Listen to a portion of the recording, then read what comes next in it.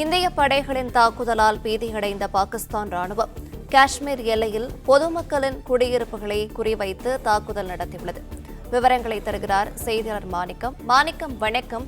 காஷ்மீரின் எல்லை கட்டுப்பாட்டு கோடு பகுதியை ஒட்டியுள்ள பொதுமக்களின் குடியிருப்புகளை குறிவைத்து பாகிஸ்தான் ராணுவம் தாக்குதல் நடத்தியுள்ளது. இது தொடர்பான கூடுதல் விவரங்கள் என்ன சொல்லலாம்? இரவோடு இரவாக மிக துல்லியமாக 9 இடங்களில் பதுங்கியிருக்கக்கூடிய பயங்கரவாதிகளுடைய கூடாரங்களையும் முகாம்களையும் பயிற்சி இடங்களையும் தலைமையகத்தையும் இந்தியா சர்வநாசமாக்கி இருக்கிறது. பயங்கரவாதிகள் இருக்கக்கூடிய அந்த இடங்கள் குறிவைத்து துல்லியமாக தாக்குதல் நடத்திருக்கக்கூடிய இந்த சமயத்துல என்ன செய்வது ஏது செய்வது என்று தெரியாத பீதர் என்றக்கூடிய பாகிஸ்தான் அரசும் அந்த நாட்டு ராணுவமும் அப்பாவி இந்திய மக்கள் மீது தாக்குதல் நடத்துவது அந்த கோழைத்தனமான ஒரு கொடூர முடிவை எடுத்திருக்கிறார்கள்.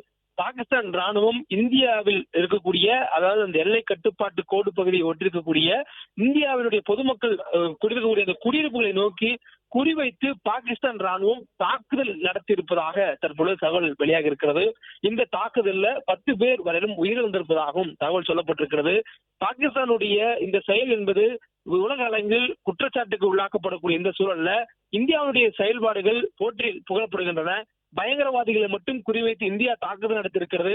ஒரு அறத்துடன் மிக தீரத்துடன் இந்தியா செயல்பட்டிருக்கக்கூடிய இந்த நேரத்துல பாகிஸ்தான் ராணுவம் அதற்கு என்ன பதில் செல்வது என்று தெரியாமல் இந்தியாவினுடைய அப்பாவி மக்கள் இருக்கக்கூடிய குடியிருப்புகளை நோக்கி துப்பாக்கி சூடுகளும் பீரங்கியை நோக்கிய குண்டுகளும் எய்வதற்கு தயாராகி அந்த மாதிரியான ஒரு தாக்குதலை நடத்தியிருக்கிறார்கள். இந்த தாக்குதல் என்பது மிக கோழைத்தனமான ஒரு கொடூரமான ஒரு தாக்குதலாக பாகிஸ்தான் மூலமாக செய்யப்பட்டிருக்கிறது. இதற்கு பதிலடி கொடுக்கும் விதத்துல இந்திய ராணுவமும் பாகிஸ்தான் ராணுவத்தின் மீது கடுமையான பதிலடியை கொடுத்திருக்கிறார்கள். பாகிஸ்தான் ராணுவத்தை சேர்ந்தவர்கள் இதில் பலியாக இருப்பதாகவும் சொல்லப்படுகிறது. பாகிஸ்தானை சேர்ந்தவர்கள் வழக்கமாக LOC என சொல்லக்கூடிய எல்லை கட்டுப்பாட்டு கோடு பகுதியில புல்வாமா அந்த பகல்காம் தாக்குதல் நடத்தப்பட்ட இடத்துல இருந்து இந்தியா ராஜாங்க நடவடிக்கை எடுத்ததுக்கு பிறகாக அந்த சம்பவம், அதன் பிறகாக இந்தியா எடுத்த அந்த ராஜாங்க நடவடிக்கை, அதற்கு பிறகாக என்ன செய்வது என்று தெரியாத பாகிஸ்தான் தொடர்ச்சியாக LOC என சொல்லக்கூடிய அந்த எல்லை கட்டுப்பாட்டு பகுதியில் இருக்கக்கூடிய அந்த கோடு இருக்கக்கூடிய பகுதிகளில் முழுவதுமாக இரவு நேரங்களில் கண்மூடித்தனமான தாக்குதலை நடத்தி வந்தாங்க.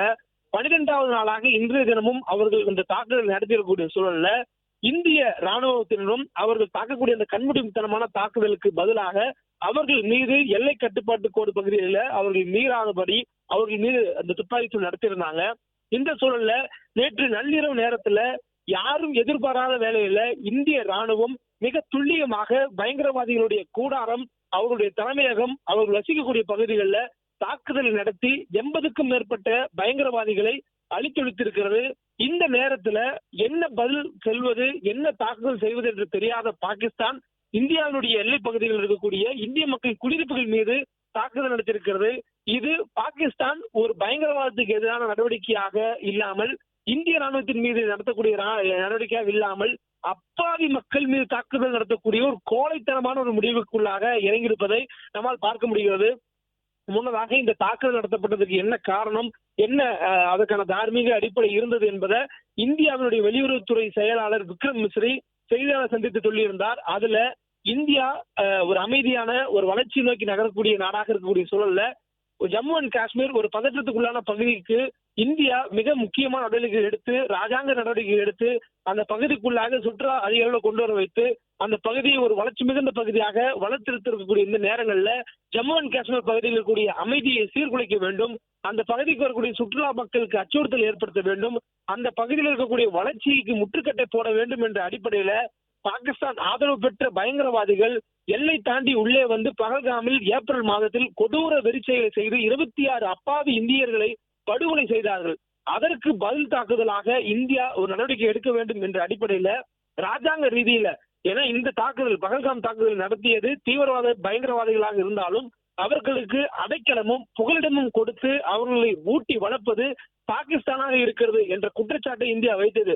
இது வெறும் குற்றச்சாட்டாக மட்டும் இல்லாமல் பகல்காம் தாக்குதலுக்கு நடத்தப்பட்டதனுடைய ஆதாரங்களை உலக அரங்கில பட்டியலிட்ட இந்தியா பாகிஸ்தானுடைய பங்கு பகல்காம் தாக்குதல் இருக்கிறது என்பதை உரிய ஆதாரமுடன் உலக அரங்கில வெளியிட்டது. இந்த நிலையில அதற்கு பதிலடி கொடுக்கும் விதமாக இந்தியா ராஜா நடவடிக்கை எடுத்த சூழல்ல தற்பொழுது ராணுவ நடவடிக்கையும் இந்தியா எடுத்திருக்கிறது.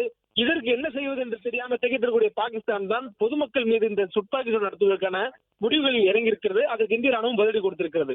பிளே ஸ்டோர் மற்றும் ஆப் ஸ்டோரில் இருந்து பாலிமர் செயலியை QR கோடு மூலம் பதிவிறக்கம் செய்யுங்கள். செய்திகளை உடனுக்குடன் பெறுங்கள்.